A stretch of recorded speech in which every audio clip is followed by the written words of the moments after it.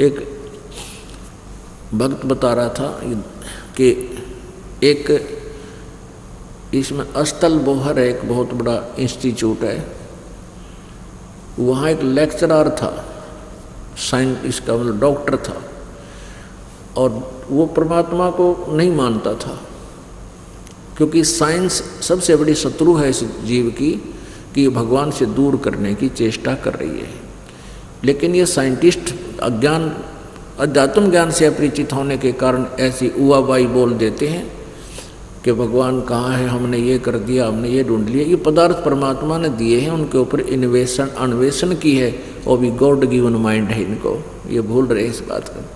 इसी प्रकार वो इतना सोच रहा था कि कोई पूजा नहीं, कोई पाठ नहीं, कुछ नहीं करता था, खूब पढ़ा, बच्चे ठीक, सारा मौज घर में। एक गांव है, उसमें मकान अस्तलबोर के साथ ही गांव है, उसके वहाँ का रहने वाला था, रोहतक में। फिर उसके साथ बड़ी दुर्गति, वो पाप शुरू हो गए। अपने आप टेलीविज़न में आग लग जा, लड़की मेंटल, लड़का मेंटल, पत्नी के गड़बड़, आप भी बस फिर 24 घंटे की चिंता में आप भी मेंटल, और नौकरी से डिसमिस। ऐसी दुर्गति होगी। तो पुण्यात्माओं, जब तक इस प्राणी के सुख चलते हैं तब तक ये सातवें आसमान पर घूम रहा होता है, और उस समय इसको कोई कहे कि भाई भक्ति कर लो, परमात्मा का नाम लेना चाहिए, कति सुनने को तैयार नहीं। और जो दुखी प्राणी हैं वो परमात्मा के लिए चलते हैं। जैसे किसी के कारोबार में घाटा हो गया, निर्धन व्यक्ति धन ढूंढने के लिए, देखो आत्मा का स्वभाव है और ज्ञान भी था हमें कि परमात्मा जो लाभ देगा वो जीव नहीं दे सकता, चाहे राष्ट्रपति हो। तो इसलिए हम पहले तो भगवान की तरफ चलते हैं, भी कोई संत मिल जाए, कोई सा जंतर मंत्र बता दे जिससे मेरे घर में धन हो जाए। कोई रोगी है, कोई कष्ट है किसी पर, वो चलता संतों के पास। भाई संतों के पास एक ऐसी शक्ति होती है, संत के पास, कि हम दुख का निवारण कर देता है। वो इस इच्छा से, इस आशा से संतों के पास जाता है, तो वो नकली संतों का फंस जाता है। अब वो पहले तो उसका जंतर मंत्र बताते हैं, इतना दान कर दे, इतना ऐसे कर दे, इतना ऐसे कर दे, वो करता रहता है। फिर लास्ट में वो कह देते हैं ये तुम्हारे पाप कर्मों का दंड है, तो भोगना ही पड़ेगा। फिर दूसरे पे, फिर तीसरे पे, फिर लास्ट में वो क्या करता है, धनी होने के लिए 2 नंबर का काम शुरू करेगा। मिलावट का सूत बैठ के मिलावट करेगा, रिश्वत का दाव लग गया, रिश्वत करेगा। पुण्यात्माओं, जो आपकी किस्मत में लिखा हुआ है प्रारब्ध में, वो कम बत्ती नहीं हो सकता, ना वो कम हो सकता, ना ज़्यादा हो सकता आपके प्रयत्न से। हाँ, एक पूर्ण परमात्मा कबीर देव, कबीर साहब है जो आपके भाग्य में परिवर्तन कर सकता है। और वो कैसे करता है, वो परम संत की शरण में जाने के बाद उससे प्राप्त विधि से आपके प्रारब्ध में परिवर्तन परमात्मा कर देता है, आपके पाप कर्मों का नाश कर देता है, आपका पाप रूपी कांटे को वो साफ कर देता है। तो वो संत काल ने नष्ट कर रखे है। काल भगवान ने नकली संतों को पनपा दिया, झूठे में मेरे ऋषि बना दिए, और ये भोली आत्मा उनको परम संत जान के उनके पास जाता है। जैसे परमेश्वर कबीर जी 600 वर्ष पहले भारतवर्ष की पवित्र भूमि पर आए थे। काशी के अंदर 120 वर्ष रहे, सन 1398 से सन 1518 तक। और परमात्मा ने वो सुख दिया उन प्राणियों को जो उनके संपर्क में आए। एक बार काशी के 4-5 कोडी परमात्मा जी के पास चले गए, कबीर जी के पास चले गए और कहने लगे, भगवान हमने आपके बारे में बहुत सुना है और आपने हमारा दुख दूर करो। परमात्मा बोले, भाई तुम जितने भी कोडी है ना थारे इसके काशी के सारन बुला लो एक भाई, और परसों आ जाना। तो उन सभी कोडियों से कहा भी ऐसे ऐसे महात्मा हैं और उन आप सभी चलो, क्योंकि परसों आ जाना, तुम्हें कुछ गिफ्ट देंगे। तो सारे इकट्ठे होकर आ गए। परमात्मा ने कहा भाई देखो, सुख हो जाता ना फिर भगवान भूल जाते हैं। अब तुम सुख तो तुम्हें हो जाएगा भक्ति करना, लेकिन फिर भूलना ना भगवान को। ने बोला जी तौबा, हमारे बाप की तौबा, हम कभी नहीं भूलेंगे। और परमात्मा हमें सुखी कर दो, हमारा सब कोड दूर कर दो। अब कोड सबसे बुंडा हो है, और भी दर्द तो सारे बुरे, पर कोड घना बुरा हो से। सारा तो पीप चुए जा, माखी भड़के, खा जा तो चारों तरफ से, कपड़े खराब हो जा। परमात्मा बोला भाई बच्चों, ये नाम देता हूँ, बीड़ी शराब मांस तम्बाकू कभी जिंदगी में छूना नहीं है तुमने। अगना जी कभी जो आप कहोगे वही करेंगे। परमात्मा ने उनको उपदेश दे दिया।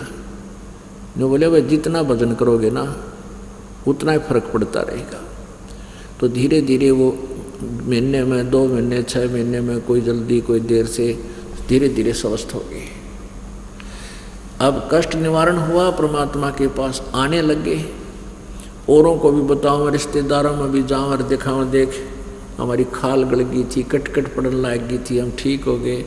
औरों को भी समझाऊँ, ठीक है। ऐसे ऐसे सुख भगवान ने दिए। जब वो पहले सब जगह घूम भटक लिए थे, सब ने ये कह दिया था कि ये तुम्हारे कर्म का दंड है, तुमने पिछले जन्म में घना जुल्म कर रखा है। पुण्यात्माओं, ये काल इस प्राणी से ना जाने के जुल्म करवा दे। जैसे आपने महावीर जैन जी का इतिहास देखा, कई बार दिखा रखा आपको। उसमें के बता रखा है कि इतनी बार तो वो देवता बना, राजा बना, मनुष्य बना, फिर उसमें पुण्य करे, और 20 लाख बार वो शिकारी बना। ओ तेरा गजब, शिकारी सारे दिन पाप करने, वो 20 लाख बार में वो पापों का ढेर लगा दिया। ये ऐसे जुल्म करवाता। और फिर भोगने इसने पड़े, कोई कुत्ता बने, शर में कीड़े पड़े, जख्म हो जा, शर मारता अंडे सारे दिन। तो हम हैं कबीर परमात्मा के बच्चे। अपने बच्चों का दुख अपनों को ही होता है, अपने माता पिता को ही होता है। तो इसलिए वो हमें यहाँ आकर के निरा सुख देना चाहते थे, पर हम सुख पाते ही बकवादा बढ़ जाते। 2-3 वर्ष के बाद वो एक भी कोढ़ी सत्संग में आना, एक भी नहीं आया, सारे छोड़ गया आना। अब परमात्मा ने कहा कि भाई सत्संग होता था, वहाँ पूछते थे वो ना आए, क्या बात है? तो उनके साथी बताते जी वो तो गुट्टी लाने लग गए, वो तो फिर वहाँ पर उस मंदिर में जाने लग गए, जगन्नाथ वाले में। अब ये हाल है हमारा, क्योंकि हम कबीर जी को परमात्मा ना मान पाए। लोग बका देते रहो दानक सा भाई, वो जंतर मंत्र जाने, छोटी मोटी तो दाढ़े रानियाँ भी ठीक कर दिया करें रोग रोग। और वह भूल गए, तुम सारे धक्के खा लिए थे जब ना ठीक हुए, परमात्मा ने ठीक कर दिए। तो हम इतने दुष्ट भी हो चुके हैं। तो कहने का भाव, हमारा उद्देश्य ये है, जो हम जिस प्रसंग को आगे बढ़ाना चाहते हैं,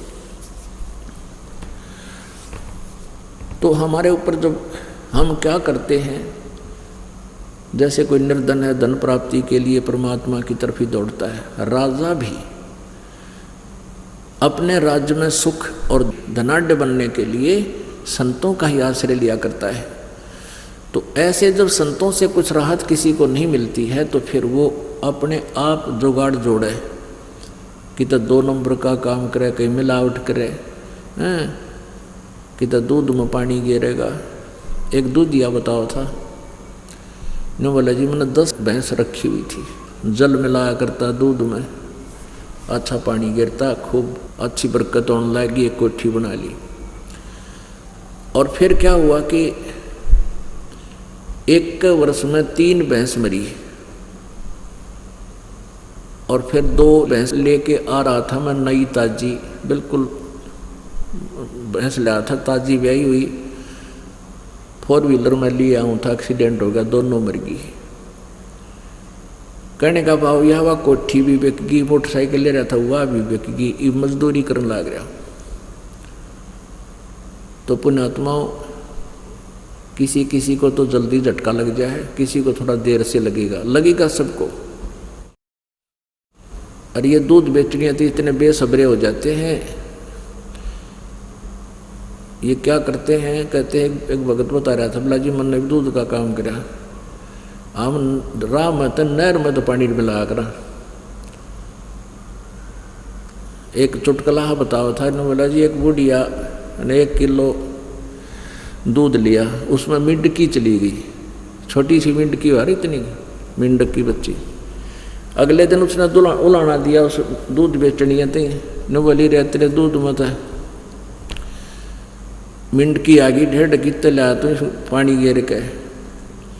तो ने बोला ताई 1 किलो में तो मिंडकी आओगी, टेरडू कितना आवे? टेरडू माने बड़ा मिंडक तो घना 2-4 किलो ले गयो, मिंडक भी आ जाएगा कभी। तो कहने का भाव ये इतने बेशर्म भी हो जाते हैं। और फिर दुर्गति इन्हीं लोगों की होती है।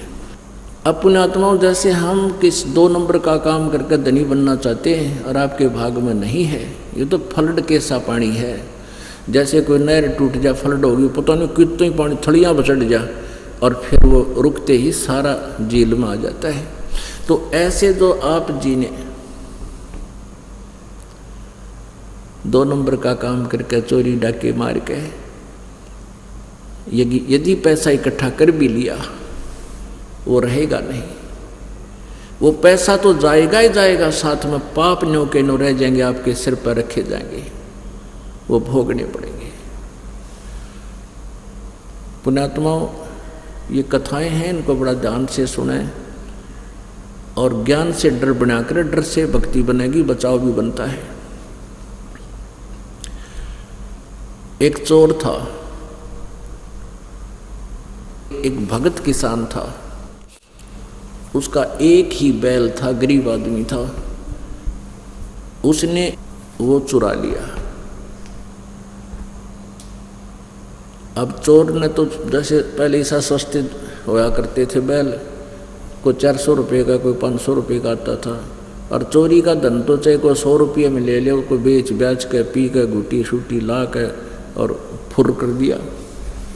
1 साल के बाद वो फिर चोरी के लिए उसी क्षेत्र, क्योंकि ये दिशा बांट ले हैं कि इब का इधर करूँगा, अगले साल इधर चोरी कर लेंगे, उस साल इधर, ताकि भूल सी पड़ जावे इतने।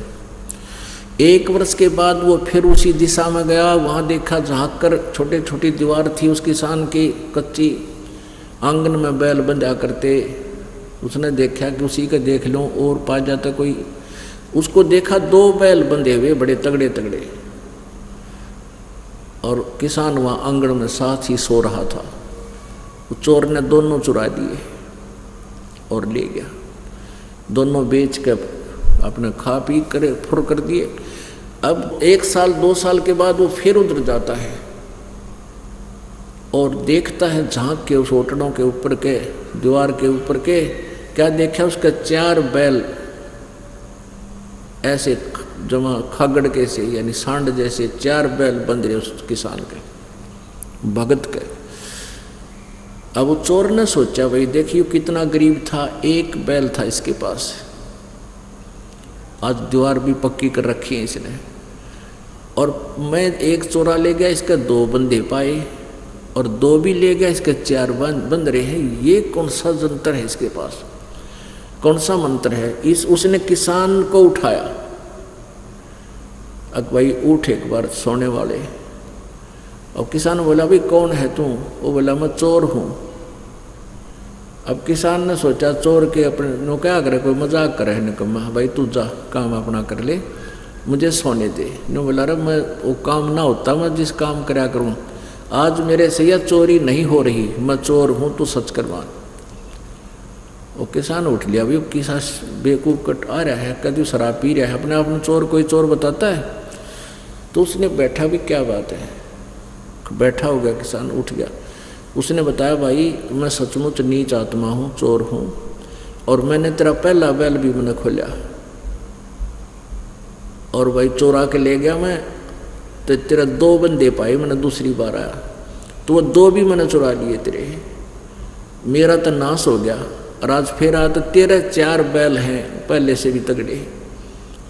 कहने लगा भाई मेरा तो 1 पैसा नहीं, घर में बालक बीमार, सारी बिरान माटी हो रही है, मेरी दुर्गति होगी।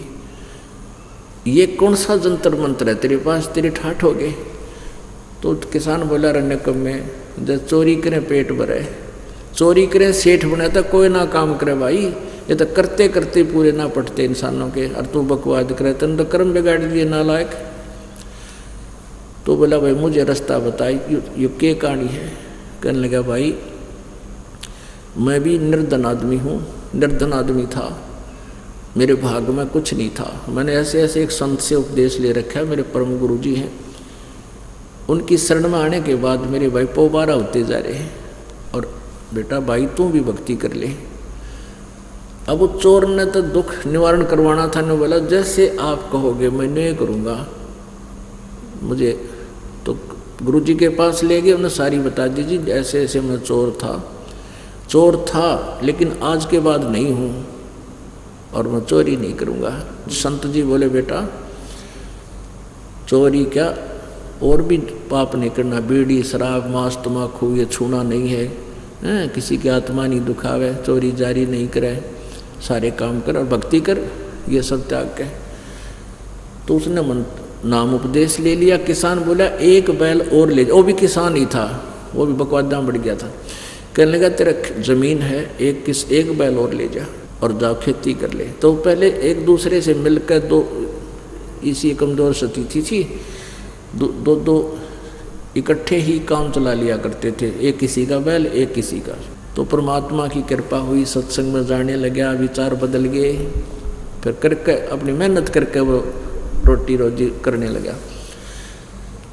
तो उस परमात्मा की कृपा हुई, उसके भी खूब बरकत होने लगी। तो उसने क्या किया कि 3 बैलों के पैसे जो चुरा के ले गया था और चौथे के 4 बैलों के पैसे लेकर वो व्यक्ति चोर किसान के पास आया जिसके बैल चुराए थे। कहने लगा भाई ये पैसे ले तेरे 4 बैल के। वो बोला भाई मैं नहीं लेता, मेरे तो जा चुके थे, मेरे तो भगवान ने दे रखा, ठाठ कर दिए, इन पैसों को चल तू परमात्मा गुरु जी के चरणों में चढ़ा दे, तेरा पुण्य हो जाएगा। ऐसा ही कियागा। तो कहने का भाव यह है पुण्यात्माओं, ये कथा नहीं, ये सच समझ लेना। परमात्मा देगा न्यू का आकर, बड़े शाणे पहले भी वैसे भी कहते थे कि भाई भगवान देगा जो बरकत हुआ करे, इन चोरी ठगी से आज तक कोई सेठ हुआ नहीं देखा, ये तो कर्म बिगाड़े हैं अपने। तो कहने का भाव ये है पाप रह जाते हैं, वो धन जो 2 नंबर से किया वो नहीं रहता। तो व्यक्ति जो वहाँ बैठा था, जो ये बता रहा था कि मेरा इकलौता पुत्र था, मैं बहुत, तो उसने बताया मैं के जुल्म क्या करता कि ये जब शुरू में टेप रिकॉर्डर चाले थे और सोनी कोई कंपनी है उसकी कैसेट अच्छी मानते थे, मैं वो डुप्लीकेट बना के बेचा करता, मुझे 2 रुपये में पड़ती थी वह कैसेट और मैं 30-30 25-25 की बेचा करता। और किसी की ख़राब हो जाती चल भी जाती, किसी ख़राब हो जाती फेंक देता था, उलाने लेकर था, कंपनी का माल है मैं क्या करूं।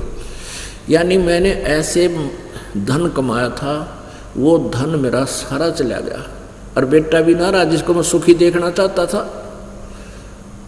तो पुण्यात्माओं सत्संग में आने से भगवान की महिमा का ज्ञान होता है और इस प्रकार की घटनाओं से हम डर के भगवान को की भक्ति भी करते हैं और चोरी भी छोड़ देते हैं। एक बार ये दास कराउल नगर में सत्संग कर रहा था दिल्ली में, 2003-04 की बात है मेरे ख्याल में। तो वहाँ ये सत्संग दास ने सुनाया, उसमें कोई चोर बैठा था और वो रात में चोरी करके लिया था, अच्छा माल मार रखा था कितना उसने। तो उसने वो सारा का सारा दान पात्र में गिर दिया और साथ में एक पर्ची लिख कर डाल दी। उसने क्या लिख रखा था कि मैं आसाराम जी का शिष्य था और मेरी पत्नी ने भी नाम ले रखा था और मैंने भी, मेरे 4 बच्चे थे, 2 लड़के 2 लड़की।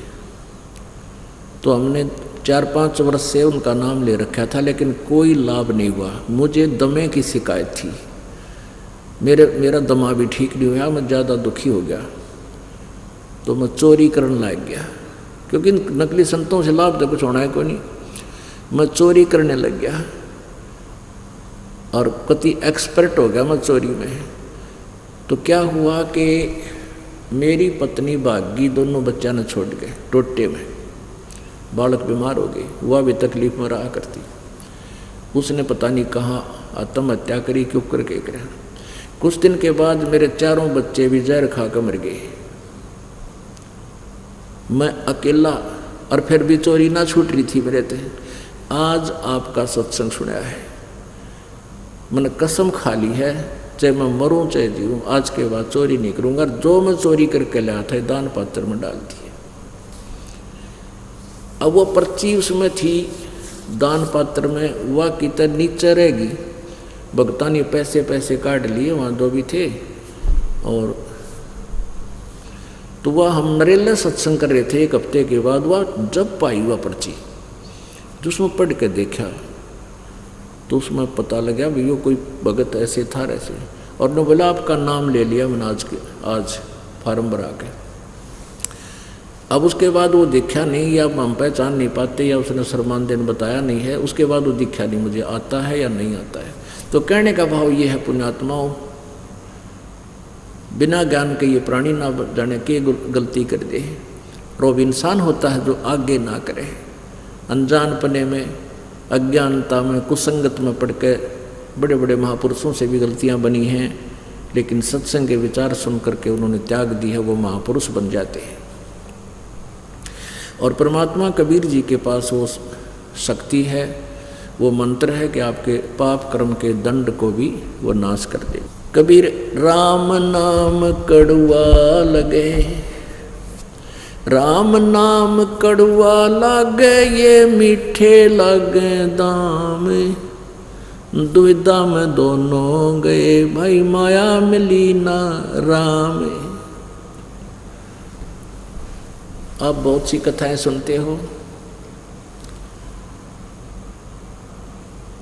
पुण्यात्माओं, जो घटनाएं घटती हैं हम ये सोच लेते हैं ये तो उसके साथ घट गई, हमारे साथ नहीं होंगी। नहीं, बार बार ये याद दिलाया जाता है कि जैसे एक मुख्यमंत्री आंध्र प्रदेश के अभी पीछे सी हेलीकॉप्टर क्रैश हो जाने से मृत्यु को प्राप्त हुई, 3 दिन तक उनकी शव भी नहीं प्राप्त हुआ, वो कहाँ पड़ा है। और उस मुख्यमंत्री जी की कितनी तमन्नाएं थी, हेलीकॉप्टर में गया था, जल्दी वापस आऊँगा, ऐसे करूँगा, वहाँ भाषण दूंगा, वहाँ ऐसे करूँगा, उद्घाटन करना है, कितने न्यों करना है। और जो करना था वो करया नहीं, फर्स्ट एड करनिया नहीं पाया उस मुख्यमंत्री का, वह करा किता पड़े उसके आड़। अब परमात्मा हमें याद दिलाते हैं, कबीरा काहे गर्बियो ये काल गह करके से, ना जाने कित मारेगा के घर के परदेश। परमात्मा कहे छोटी सी इस सुख में सुखी होकर के तू परमात्मा का नाम मत भूलना, अभिमान मत करना, गर्व मत करना। कबीरा कहाँ गर्बियो काल गह करकेस, काल तेरे बाल पकड़ेगा हाथ में नो, और ना बेरा कित मारेगा के घर के परदेश। कहाँ जन्मे का पाले पोसे, खूब लड़ाए लाडे, ना बेरा इस देह के कहाँ खंडेंगे हाडे।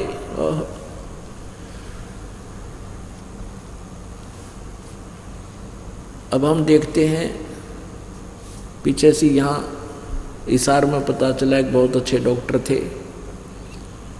बड़ा अच्छा हॉस्पिटल उनका, बहुत अच्छी उसकी मार्केट बनी हुई थी, रोज़ाना के 10,000 का बेराना 15,000 की इनकम थी। अपने लड़के का एडमिशन कराने के लिए जा रहा था, साथ में उसकी पत्नी थी, कार में जा रहे थे, ट्रक से टकरा गए, बस से या ट्रक से, तीनों मर गए वहाँ पे। कहाँ गई वो माया। ये दास पहले मेरे गुरुजी का आदेश से सत्संग किया करता था। पूज्य गुरुदेव का आश्रम तलवंडी भाई है, एक कस्बा फिरोजपुर जिले में। वैसे तो कई जगह आश्रम है हमारे गुरुदेव के। एक तो मोगा में है, एक दिल्ली में था, इसमें नजफगढ़ के अंदर एक खन्ना में कई जगह। वो ज़्यादातर तलवंडी भाई रहा करते थे। उनके सतलोक गमन के बाद फिर दास वहाँ जाया करते सत्संग करने। सेकंड संडे को, सैटरडे को पहुँच जाते थे। तो वहाँ तो हमारे गुरुदेव के जो शिष्य थे वो लाला लोग ज़्यादा थे। तो वहाँ उनका कोई बुढ़िया मर गई थी। उनका एक रिश्तेदार आया बुढ़िया के शोक व्यक्त करने के लिए। वो शुक्र को आ गया था, शनिवार को उसने जाना था। तो हमारे उन भक्तों ने कहा कि आप आज रुक जाओ। शनिवार को शाम को जाने लगा 4 बजे से कि कल सत्संग सुन कर जाना। वो कहने लगा मैं अभी टाइम नहीं है, मुझे कल बहुत ज़रूरी कार्य है, चंडीगढ़ पहुंचना है और वहाँ मेरे को एक पार्टी से अनुबंध होना है, यानी एक कॉन्ट्रैक्ट होना है और उसमें मुझे लगभग 5 लाख का बेनिफिट होगा। अब भक्तों ने काफ़ी कहा कि कोई बात नहीं, कल यहाँ 10 बजे सत्संग होगा, घंटा 1.5 घंटा सत्संग होता है, 2 घंटे। अब 12 बजे चलोगे, जब 3 घंटा में चंडीगढ़ चले जाओगे, यहाँ से 4 लग जाएंगे, कोई बात नहीं। बोला नहीं मैंने जाना, तुमने नहीं पता मुझे मेरे कार्य का, पार्टी आओगी उसके लिए होटल का प्रबंध करूँगा, फलाना करूँगा, ना मानना चला गया। अब अम्बाला के पास आकर के एक ट्रक खड़ा था बजरी का भरा हुआ, उसके पिछले पहिए काट रखे थे और जैकला रखा। अंधेरा हो गया था, 4 बजे चला, 6 साढ़े 6 बज गए वहाँ पहुँचा। तो वो सीधी मारुति कार थी, उनकी अपनी कार थी, चारों पूरा परिवार उसके अंदर, एक बेटा एक बेटी और दोनों आप। उस ट्रक के नीचे, क्योंकि वो तो 5 लाख दिखे थे, उसने कार आगे के में दिखा ही ना था, वो ठोक दी उसका वहाँ, वो जैक हट गया, पूरा लोडेड ट्रक उसका ऊपर पड़ गया, चारों का चूमर निकल गया। अब सिर पर धर ले 5 लाख ने। अब परमात्मा कहते हैं राम नाम कड़वा लग गए और मीठे लग गए दाम, और दुविधा में दोनों गए, माया मिली ना राम। अब परमात्मा के दरबार में दोनों मिलेंगे आपको। परमात्मा कबीर जी क्या बताते हैं, कबीर माया दासी संत की ओ भी दे आसी ही से, विलसी और लातों छड़ी ये सुमर सुमर जगदी से। कहते भगत की तो दासी चरणा में पड़ी रहती है माया, और कहते हैं विलसी प्रयोग करी और लातों छड़ी, यानी इतनी दे देगा कबीर भगवान। और सुमर सुमर जगदीश, यानी भगवान की भक्ति का ये बाई प्रोडक्ट है, ये धन बाई प्रोडक्ट है आपका, तो माया अपना चाहिए, ये सत भक्ति की बाई प्रोडक्ट है। कैसे? जैसे किसान गेहूं बीजता है, गेहूं बीजना उसका उद्देश्य भूसा बनाना नहीं है, भूस बनाना नहीं है, उसका उद्देश्य है अपना पेट भरने के लिए गेहूं पैदा करना। और गेहूं के साथ में वो भूसा तापा बन जाए, पशुओं का चारा। पहले भूसा तैयार होता है, बाद में गेहूं प्राप्त होता है। तो पुण्यात्मा, ये परमात्मा की सत भक्ति, ये दास जो आपको देता है, इससे पहले आपका भूसा तो यो माया तो आपको मिल जाएगी, पर यह इतनी माया मिल जाएगी, इसको संचित मत करना, जोड़ कर मत करना। परमात्मा के चरणों में दान करें जा। दान से बहुत कुछ ऐसे पाप हैं जो दान से नाश होते हैं, कुछ ऐसे पाप कर्म हैं जो सत्संग सुनने से होते हैं, कुछ ऐसे होते हैं जो शारीरिक सेवा करने से भी कुछ पाप नाश होते हैं।